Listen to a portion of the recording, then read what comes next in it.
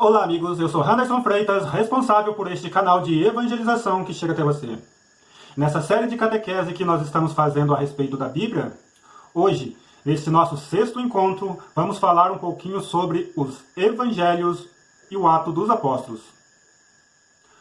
O Evangelho é a parte da Bíblia que nos relata a vida, os ensinamentos, a morte e a ressurreição de Jesus. Os evangelhos foram escritos entre os anos 70 a 100 depois de Cristo, aproximadamente. O primeiro evangelho a ser escrito foi o Evangelho de Marcos. Mateus e Lucas usaram o Evangelho de Marcos como modelo para escrever os seus relatos sobre Jesus e inseriram nesta narrativa uma coleção de palavras de Jesus que nós chamamos de Quelle, do alemão fonte, integrando também as tradições particulares conservadas por suas respectivas comunidades. Ou seja, também usaram aquela tradição das comunidades particulares deles. O Evangelho de Marcos, de Mateus e Lucas são chamados de evangelhos sinóticos, por serem semelhantes. O Evangelho de João pertence a uma tradição à parte. O Ato dos Apóstolos é uma continuação do Evangelho de Lucas, constituindo a segunda parte de sua obra literária. O Ato dos Apóstolos narram a fase da história da salvação que seguiu da ressurreição até a chegada dos apóstolos em Roma. Ou seja, o Ato dos Apóstolos nos mostra a história da igreja nascente, a Igreja dos Apóstolos, fundada por Jesus Cristo. Fazendo um pequeno resumo agora sobre cada evangelho, nós vamos falar um pouquinho agora sobre o Evangelho de Mateus. O Evangelho de Mateus é uma obra catequética. É o mais completo dos evangelhos. É um evangelho eclesial, ou seja, um evangelho que fala da igreja. Foi escrito para fortalecer a fé dos cristãos de origem judaica, aos quais estavam sendo pressionados para se integrarem à religião judaica depois da destruição do Templo de Jerusalém por volta do ano 70 depois de Cristo. Mateus se caracteriza por afirmar que Jesus é o Messias esperado pelos judeus e que em Jesus Deus cumpriu todas as promessas do Antigo Testamento. Para Mateus, Jesus é o verdadeiro mestre ao qual a comunidade deve seguir e não as autoridades judaicas como os fariseus, doutores da lei e sumos sacerdotes. Já o Evangelho de Marcos, o Evangelho segundo Marcos tem como finalidade apresentar Jesus como o Filho de Deus que veio ao mundo e foi rejeitado por todos. Foi escrito provavelmente em Roma para uma comunidade formada por cristãos de origem judaica, mas que viviam provavelmente fora do território de Israel. Marcos apresenta Jesus como um Messias diferente do esperado pelos judeus. No Evangelho de Marcos, Jesus é reconhecido pelos demônios e pelos estrangeiros, mas nunca é reconhecido pelos seus discípulos e pelo povo judeu e suas autoridades. É um evangelho querigmático, ou seja, que faz um primeiro anúncio, uma primeira catequese para aqueles que estavam iniciando o cristianismo. Está dividido em duas partes. Na primeira parte do Evangelho de Marcos, Jesus aparece anunciando o reino de Deus e pedindo conversão. Faz isso através de palavras e ações, que são os milagres e os sinais que Jesus vai demonstrando ao longo do Evangelho.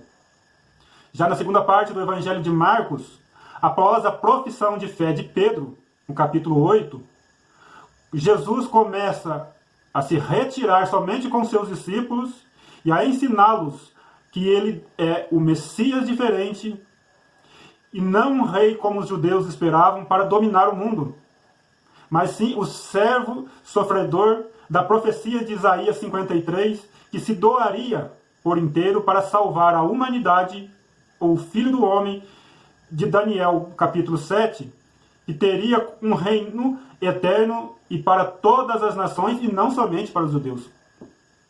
Já o Evangelho de Lucas vai nos ensinar que é destinado às comunidades fundadas por Paulo. O Evangelho segundo Lucas é destinado às comunidades formadas por Paulo. Pois Lucas é um companheiro de Paulo em suas viagens e um de seus discípulos. Essas comunidades ao qual se dirige o Evangelho de Lucas eram formadas por pessoas vindas do paganismo e do mundo de cultura grega. Lucas escreve um relato histórico de Jesus. Para isso, ele investigou os acontecimentos antigos e as testemunhas oculares de cada fato para transmitir uma imagem de Cristo para as primeiras comunidades cristãs que só a fé pode conceber. O Evangelho de Lucas apresenta o caminho de Jesus que a igreja deve seguir em sua história.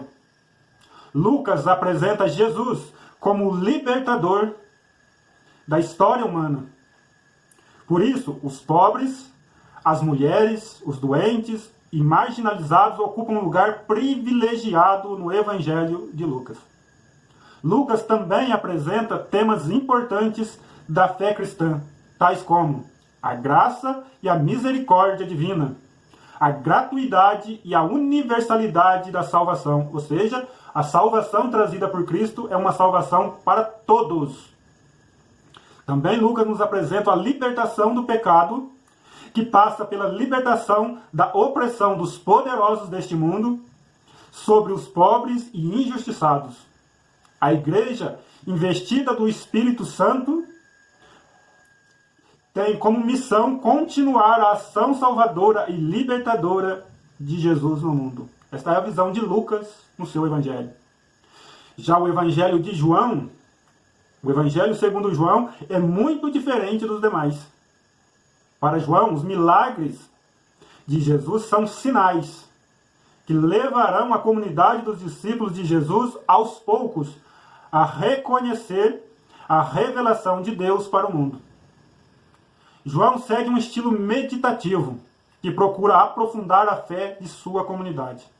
Para João, Jesus é o novo Moisés, que conduzirá o povo de Deus rumo à terra prometida e definitiva, ou seja, o céu. Por isso, para João, a cruz é o sinal da maior glória de Jesus. No Evangelho de João, a revelação de Deus concretizado em Jesus Cristo coloca o mundo em julgamento. As palavras-chave do Evangelho de São João são fé e amor. O amor é demonstrado, segundo São João, no serviço aos irmãos, e a fé passa por uma decisão que leva à vida em plenitude ou à felicidade plena, que é a eternidade. Deste modo, nós terminamos mais um encontro do nosso Círculos de Estudo Bíblicos, nesse série de catequeses a respeito da Bíblia. Finalizando esse sexto encontro, te convido a continuar assistindo os próximos encontros. Já estamos chegando na reta final do nosso estudo bíblico. Você que ainda não assistiu, pode assistir os outros vídeos no meu canal. Também te convido a compartilhar com seus amigos, comentar, pode mandar perguntas que eu terei o maior prazer em responder. Deus abençoe você que tem me acompanhado e até o próximo encontro, se Deus quiser.